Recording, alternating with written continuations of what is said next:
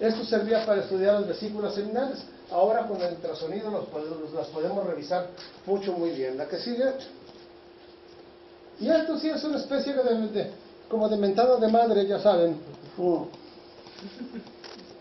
Se llama cavernosografía. Cavernosografía. Y me van a dar la razón cuando les diga. Se agarra el pene, el del paciente, no el de uno, y se le inyecta a cada cuerpo cavernoso, se le pone una aguja. Y ahí no es una mentada de madre, sino, entonces, ahí le inyecta uno. ¿Qué es lo que está uno buscando? Ustedes perfectamente saben que los cuerpos cavernosos en la erección se llenan de sangre y permanece la sangre. Entonces, cuando se fuga la sangre, los cuerpos cavernosos no alcanzan una represión suficiente de sangre y entonces no hay una erección suficiente. Entonces eso es lo que hacíamos, y digo lo que hacíamos porque yo lo hice muchas veces, para ver si estas venas que se están fugando están restándole sangre al acto de la erección, ¿de acuerdo? Y se llama cavernosografía. Ahora se hace esto por ultrasonido y es muy fácil. Se estudian los flujos venosos. Hay un sistema para hacerlo en reposo y en la fase de erección. No crean que uno está ahí arreglando eso no, nada de eso, no. Hay unas pastillas que se llaman Caberjet. Son unas pastillas que tienen papaverina, y la papaverina hace que se aumente el flujo, y entonces uno mide los flujos en fase de reposo y en fase de erección, y eso nos orienta a saber si ese paciente está alcanzando un nivel suficiente de flujo en sus cuerpos cavernosos, sin necesidad de recurrir a la cavernosografía. Yo no dudo que todavía en algunas partes la hagan. ¿La que sigan?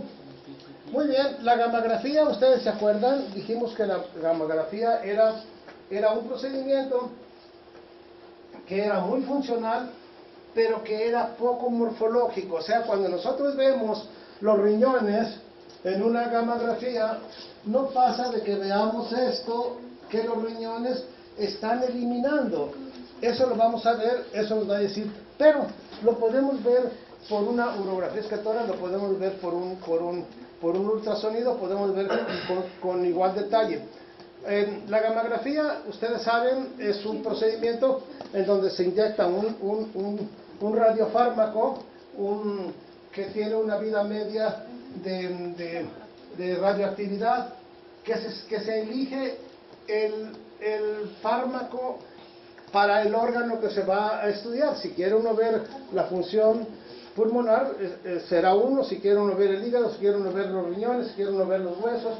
Entonces, la medicina nuclear llegó un momento en que se quedó un poquito desplazada por el ultrasonido, por la tomografía computarizada, porque por ejemplo, si ustedes quieren aquí, Rodrigo Rodríguez tiene un gabinete de medicina nuclear todavía, supongo, en la zona del Río. Sí, creo que sí. Curie se llama el laboratorio.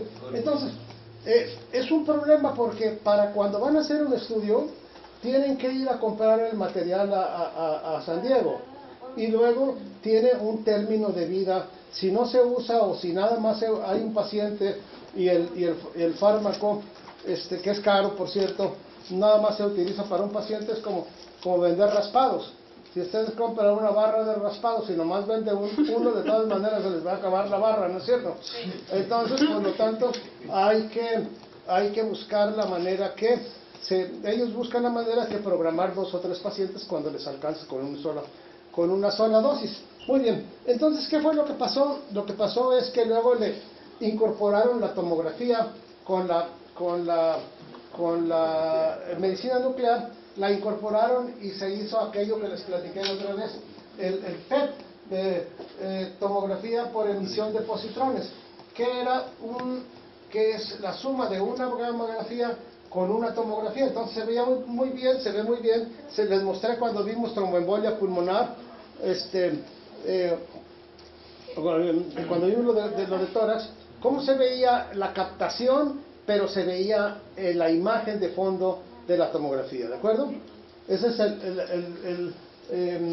tomografía por emisión de positrones, la que siga. Bien, y el ultrasonido, que fue pues una bendición para estos pacientes, porque el ultrasonido es inocuo, no produce malestar, no hay que hacer ninguna preparación y es muy cómodo porque nos deja ver muy bien. Por ejemplo, aquí tenemos un riñón normal. ¿Se acuerdan que les dije que el riñón tiene que la grasa es muy es muy ecodensa, hiperecoica, la grasa que es hiperecoica? Entonces el seno renal tiene mucha grasa, por lo tanto lo vemos hiperecoico. Esto eran los ultrasonidos antiguos. Los ultrasonidos antiguos, que eran más analógicos, no tenían mucha escala de grises, ¿de acuerdo?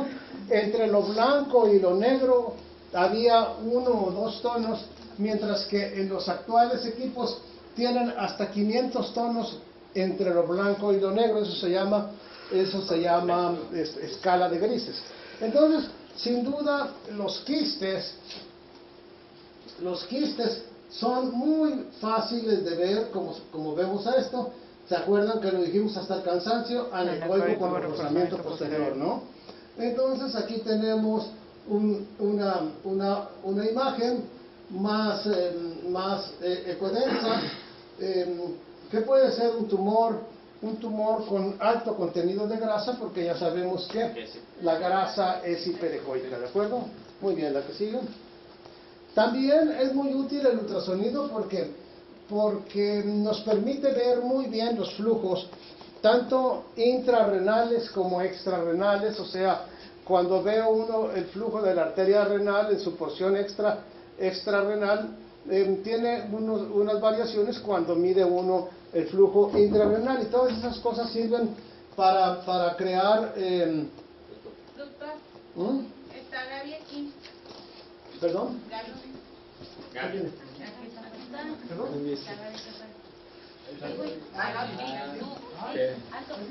Pones el